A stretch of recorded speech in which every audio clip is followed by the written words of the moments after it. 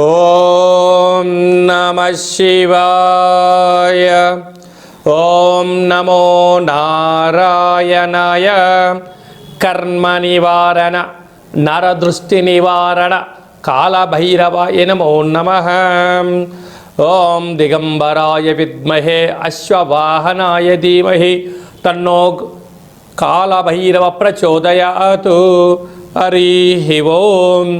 మా ఛానల్కి స్వాగతం. చూస్తున్న వీక్షకులకు ప్రేక్షకులకు ప్రియ కాళభైరవ భగవద్బంధులకి స్వాగతం పలుకుతూ మమ్మల్ని ఎంతగానో ఆదరిస్తూ ఉండబడినటువంటి ప్రియ సోదర సోదరీమణులకు, జ్యోతిష్య అభిమానులకు, హిందూ ఆధ్యాత్మిక భగవద్బంధులకి అందరికీ కూడా ముందస్తుగా ఆదివారం అమావాస్య మరియు మాఘమాస ప్రారంభకాల సమయంలో విశేషమైనటువంటి మహాసరస్వతి అమ్మవారి యొక్క జయంతి ఆశీస్సులు, రథసప్తమి, విశేషంగా భీష్మాష్టమి సందర్భంగా ఎలాంటి విధి విధానం పాటించడం వల్ల సకల గ్రహదోషాలు తొలగిపోయి నూతన ఆంగ్ల సంవత్సర ప్రారంభకాల సమయంలోనే మొదటి అమావాస్య ఆదివారం అమావాస్య సందర్భంగా ఎలాంటి ఐశ్వర్యాన్ని పొందడం వలన సకలమైనటువంటి గ్రహదోషాలు, వాస్తు, నరదృష్టి, సకల భూత ప్రేత పిచాచ బ్రహ్మర యక్షర యమదూత శాకిని డాకిని గ్రహదోషాలను తొలగించుకొని ఐశ్వర్యం పొందాలో తెలుసుకుందాం.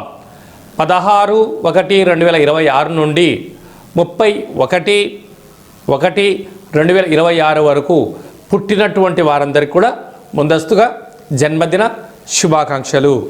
గతంలో వివాహం చేసుకున్న వారికి వివాహ వార్షికోత్సవ శుభాకాంక్షలు. ద్వాదశ రాశుల్లో గ్రహ గమనాన్ని వీక్షింపచేద్దాం. మిథున రాశిలో దేవగురు బృహస్పతి సంచార స్థితి, సింహరాశిలో కేతు సంచార స్థితి, ధనుసు రాశిలో బుధ సంచార స్థితి, మకర రాశిలో ఏడాది తర్వాత రవి కుజ శుక్ర సంచార స్థితి, కుంభరాశిలో రాహు సంచార స్థితి, మీనరాశిలో శనేశ్వర స్వామి వారి యొక్క సంచార స్థితితో ద్వాదశ రాశుల్లో గ్రహ గమనాలు ఈ విధంగా ఉన్నాయి. సింహరాశి వారికి ఒకవైపు అష్టమ శని సంచార స్థితి జరుగుతూ ఉండగా 6వ స్థానంలో పంచగ్రహ సంచార స్థితి. ఆదివారం అమావాస్య సందర్భంగా గ్రహదోషాన్ని ఎలా తొలగించుకొని అదృష్టానికి ఎలా స్వాగతం పలకాలో ఈ వీడియోలో సవివరంగా సంపూర్ణంగా తెలుసుకుందాం. సింహరాశిలో ఏ నక్షత్రాలు వస్తాయనగా మఖా నక్షత్రంలోని 4 పాదాలు, పుబ్బా నక్షత్రంలో 4 పాదాలు, ఉత్తరా నక్షత్రంలోని 1 పాదం కలిపితే సింహరాశి. రాశాధిపతి రవి భగవానుడు. వీరికి రాశిలోనే కేతు సంచార స్థితి, సంతాన స్థానంలో బుధుడు, వివాహమైనటువంటి దంపతులకు పుత్రిక సంతాన యోగము, పిల్లల యొక్క చదువు, అభివృద్ధి యోగదాయకం. ఆదివారం అమావాస్య మరియు ఆ తదనంతరం వచ్చిన 19-20వ తారీఖున ఆత్మకారకుడు రవి, మనఃకారకుడు చంద్రుడు, రుణరోగ శత్రుకారకుడు కుజుడు, బుద్ధికారకుడు బుధుడు, కళత్రతకారకుడు శుక్రుడు రుణరోగ శత్రుస్థానంలో సంచారం చేయడం వల్ల అనేక రకాలుగా ఇబ్బంది కలగబోతుంది. ఇలాంటి కాల సమయంలో మానవ ప్రయత్నంగా మౌనం, ధ్యానం, ఏకాగ్రత, సత్ప్రవర్తన, దేవతారాధన, కులదేవతల దర్శనం, గృహంలో తప్పగా ఒక గుమ్మడికాయను పూజ చేసి ఇంటి సింహద్వారాన్ని కట్టుకోవడం, నారికేల దీపాన్ని ఇంట్లో పెట్టుకోవడం, గుమ్మడికాయను పగలగొట్టి ఇంట్లో కాళభైరవ స్వామి యొక్క స్మరణ అవసరం. కనుక తదనంతరము కుక్కకు మంచి రొట్టెలను ఆహారంగా ఏర్పాటు చేయడం, గోధుమ రొట్టెలను కానీ లేకుంటే చపాతీలు కానీ ఏర్పాటు చేయడము, కాకి దేవతకు పాలు వీలైతే శక్తితో మద్యాన్ని తీర్థంగా పోయగలిగినట్లయితే సకల దుష్ట గ్రహాలు కూడా పారిపోతాయని చెప్పి గమనించాలి. అలాగే అష్టమంలో శని సంచార స్థితి ఉంది కనుక ఈ అమావాస్య ఈ పంచగ్రహ కూటమి కాల సమయంలో దూరవాయు జల ప్రయాణాలు పెట్టుకోవద్దు. వీలైనంత వరకు కోపానికి దూరంగా ఉండండి, మౌనంగా ఉండండి. ఏదైనా పనులు చేయాల్సి వస్తే ఈ 4 రోజుల పైన పనిని వాయిదా వేసుకోవడంగా ఉత్తమోత్తంగా భావించగలగాలి. అలాగా సినిమా రంగాల్లో ఉండబడిన వారు, క్రియేటివిటీ రంగాలుగా ఉండబడిన వారు, ప్రభుత్వ ఉద్యోగస్తులు, ట్రాన్స్ఫర్సు, సేవారంగ కార్యక్రమాలు, ఆధ్యాత్మిక చింతన కార్యక్రమాలుగా ఉండబడిన వారు ఎంతో ఓర్పు నేర్పు అవసరం. లేకపోతే భారీ ఆవేశానికి వెళ్ళారా, అనర్థంగా ఉన్నారా, భారీ మూల్యం చెల్లించక తప్పదు. పోలీస్ స్టేషన్లు, కోర్టు సమస్యలు, మానసికమైన వేదనలు, దీర్ఘకాలిక వ్యాధులు వచ్చే పరిస్థితి అధికంగా ఉంటుంది. కనుక వీలైనంత వరకు ఓపికగా, పట్టుదలగా, లక్ష్య సాధనగా మీరు ప్రయాణం చేయగలగాలి. ఉండబడిన వాటితో సర్దుకుపోవండి. లేనటువంటి వాటి గురించి పెద్దగా ఆలోచించవద్దు. కనుక మౌనం, సూర్యారాధన, సరస్వతి మాత దర్శనం, కాలభైరుడి యొక్క అష్టకం, వీటన్నిటి వలన మనశ్శాంతి, ఆయువృద్ధి, జ్ఞానవృద్ధి కలిగి ఉన్నతమైన జీవితాన్ని పొందుతారు అని చెప్పడంలో ఏమాత్రము సందేహమే లేదు అని చెప్పి గమనించి తీరాలి. జనవరి మాసంలో ద్వితీయార్థంలో ముఖ్యమైన పండుగల గురించి క్లుప్తంగా, సవివరంగా, సంపూర్ణంగా తెలుసుకుందాం. ఆంగ్ల సంవత్సర ప్రారంభకాల సమయంలోనే మొదటి అమావాస్య ఆదివారం అమావాస్య రావడము చాలా యోగదాయకం. అంటే అనేక ప్రాంతాలలో అమావాస్యను పెద్ద పండుగలాగా చేస్తూ ఉంటారు. కనుక అందులో ఆదివారంతో కూడుకున్నటువంటి అమావాస్య రావడం వలన యంత్ర సాధన, మంత్ర సాధన, యోగ సాధన చేసేటువంటి వారందరికీ చాలా పండుగతో సమానం. కనుక ఆదివారం అమావాస్య రోజున ఇంటిని శుద్ధి పెట్టుకొని ఇంటిలో కూష్మాండ దీపాన్ని, శక్తి కలిగితే నారికేల దీపాన్ని, మరింత శక్తి కలిగితే పిండి దీపాన్ని ఏర్పాటు చేసుకొని అచితాంగ కాళ భైరవ స్వామి వారి స్మరణ, ధ్యానం వలన బ్రహ్మ రాసిన వ్రాతను కూడా తొలగించుకొని మనకి ఎలాంటి జీవితం కావాలో అలాంటి జీవితం స్వాగతం పలకడం కోసం మనకు మనమే సువర్ణపు అధ్యాయాన్ని రాసుకునేటువంటి మంచి కాలంగా భావించాలి. అలాగనే అమావాస్య అనగానే గగనమంతరం కూడా నిశ్శబ్దంగా, శూన్యంగా ఉంటుంది. తెల్లజిల్లేడు వృక్షం దగ్గర ప్రదక్షిణ, తెల్లజిల్లడి వృక్షం దగ్గర దీపము, వసతి కలిగి తెల్లజిల్లడి యొక్క వృక్షాన్ని పికిలించి వేరుని బయటికి తీస్తే సాక్షాత్గా విఘ్నేశ్వర స్వామి వారికి స్వరూపం ఉంటుంది. ఆయనను తెచ్చి సింధూరం పూసి లక్ష్మీ గణపతి హోమం చేసుకొని ఇంట్లో పెట్టుకుంటే ఇంటిలో నరదృష్టి తొలగిపోతుంది, వాస్తు దృష్టి తొలగిపోతుంది, సకల గ్రహ దోషాలు తొలగి మనము మనతో కలిపినటువంటి 7 తరాలకు అద్భుత అపార కుబేర రాజయోగం కలుగుతుంది అని చెప్పి గమనించాలి. ఇలా కుదరాలైనటువంటి వారు ఈ కింది నెంబరు సంప్రదించినట్లయితే మీకు కాళభైరవ పూజా కార్యక్రమము, కూష్మాండ దీపము, కాళభైరవ హోమము, శ్వేతార్క వరసిద్ధి మహాగణపతి స్వామి వారిని ఏర్పాటు చేయడం అవుతుందని చెప్పి కూడా గమనించాలి. అలాగనే మనకు 19వ తారీఖు నుంచి మాఘమాసం. మాఘమాసం అనగానే భక్తికి నిలయం. మనకు విశేషంగా ఎన్నడూ లేనటువంటి విధంగా 19వ తారీఖున 20వ తారీఖున పంచగ్రహ కూటమి అనగా మకర రాశిలో చాలా ఏళ్ళుగా జరగనటువంటి గ్రహ సంయోగము.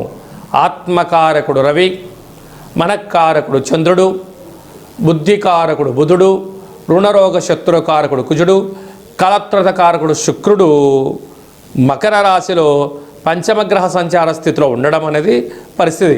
కనుక 19వ తారీఖున 20వ తారీఖున వీలైనంత వరకు మౌనం, ధ్యానం, ఏకాగ్రత, సత్ప్రవర్తన, ఆవేశానికి దూరంగా ఉండడం, సూర్యారాధన, కొన్ని యజ్ఞ యాగ కార్యక్రమాలు, పూజా కర్తులో పాల్గొనడం వలన మనశ్శాంతి కలిగి సకల దోషం తొలగిపోతుందని చెప్పి కూడా గమనించాలి. అలాగనే మనకు 23వ తారీఖున వసంత పంచమి, సరస్వతి మాత అమ్మవారి యొక్క జయంతి. కనుక 2 సంవత్సరంలో నిండి 3వ సంవత్సరం పడి 3 సంవత్సరాలు నిండన్నటువంటి అబ్బాయిలకు కానీ అమ్మాయిలకు కానీ అక్షరాభ్యాసం చేయించడానికి ఇది శుభతరుణం అని చెప్పి గమనించాలి. 25వ తారీఖున రథసప్తమి, సాక్షాత్గా భూమండలానికి వెలుగునిచ్చేటువంటి శ్రీమన్నారాయణ స్వరూపమైనటువంటి సూర్యనారాయణుడి యొక్క జయంతి. కనుక సూర్య నమస్కారం, తెల్ల జిల్లడి వృక్ష ప్రదక్షిణ, తెల్ల జిల్లడి ఆకులలో సూర్యభగవానునికి చక్కెర పొంగల్ని నైవేద్యంగా ఏర్పాటు చేయడం, సూర్యాసనాలు, సూర్య నమస్కారాలు. ఒక్క నమస్కారం చేస్తేనే చాలయ్యా, సంపూర్ణ ఆయురారోగ్యాలు ఇస్తాడు. కానీ అలాంటి రథసప్తమి రోజున ఒక్కొక్క రాశిలో సూర్యభగవానుడు 30 రోజులు ఉంటాడు. ప్రతిరోజు ఒక్కొక్క డిగ్రీ ప్రయాణం చేస్తూ ఉంటారు. అయితే మనకు 360 డిగ్రీలు కలిపితే సంవత్సరం అవుతుంది. కనుక మకర రాశిలో ఉండగా వచ్చినటువంటి రథసప్తమి కనుక 12 సూర్య నమస్కారాలు ఎవరైతే చేస్తారో సంవత్సరాంతము ఆయురారోగ్యాలు కలిగి సంపూర్ణ అయినటువంటి మనశ్శాంతి, దేహశుద్ధి, ఆత్మశుద్ధి, జ్ఞానశుద్ధి చేత సంపూర్ణమైనటువంటి రాజ్యాధికార ఐశ్వర్యం కలుగుతుందని చెప్పి కూడా గమనించాలి. అలాగనే 20వ తారీఖున మాఘశుద్ధ అష్టమి, భీష్మాష్టమి అంటారు. కనుక భీష్మ పితామహుడు ఎంతటి శక్తివంతుడో మనందరికీ తెలుసు. కనుక ఆ రోజు విష్ణు సహస్రనామ పారాయణ చేసిన, కపాల కాళభైరవ స్వామికి స్మరణ చేసిన సకల అష్ట కష్టాలు తొలగిపోతాయని చెప్పి గమనించాలి. కనుక రక్షించే భగవంతుడు మన చెంత ఉండగా శిక్షించేటువంటి గ్రహాలైనా, శిక్షించేటువంటి దుష్ట గ్రహాలు వాటంతటిగా అవి పారిపోతాయని చెప్పి గమనించాలి. ఇక్కడ భక్తి ముఖ్యం, సమయం ముఖ్యం, ఆరాధన ముఖ్యం అని చెప్పి కూడా గమనించాలి. కనుక ఈ యొక్క మాఘమాసంలో మీకు ఏ ఆధ్యాత్మిక సలహాలు కావాలన్నా ఈ కిందను సంప్రదించినట్లయితే కాళభైరవ పూజా కార్యక్రమాలు చేయించి ఉన్నతమైనటువంటి జీవితాన్ని స్వాగతం పలకడానికి ఏర్పాటు చేయడం జరుగుతుందని చెప్పి గమనించాలి. ఈ యొక్క పాత్ర కంచు పాత్ర, కాళభైరవ స్వామి వారి యొక్క అక్షయ పాత్ర అంటారు. ఒక్కసారి ఇలా శబ్దం చేస్తే ఓంకార శబ్దం రావడం జరుగుతుంటుంది.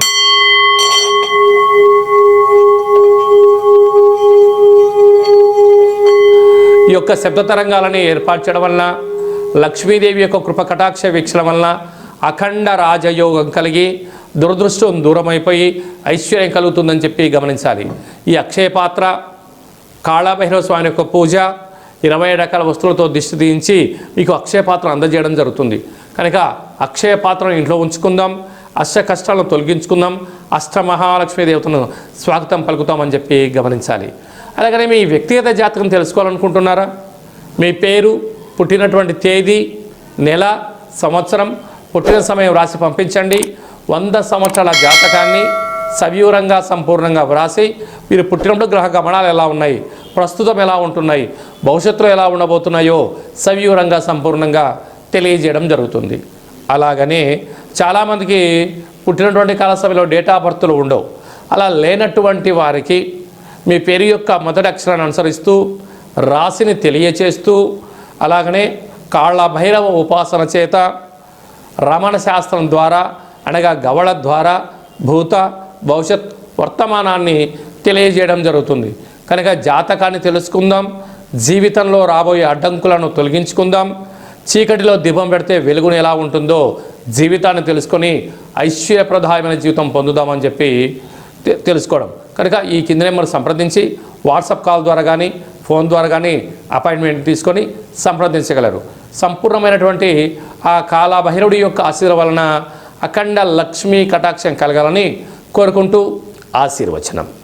ఓం ప్రణో దేవి సరస్వతి వాజేభిర్వాజినీవతి ధీనామవిత్రియవతు మహాసరస్వత్యై నమః. హరి ఓం. శతమానం భవతు శతాయు పురుష సతేంద్రియ ఆయుష్యేవేంద్రియే ప్రతిష్టతి.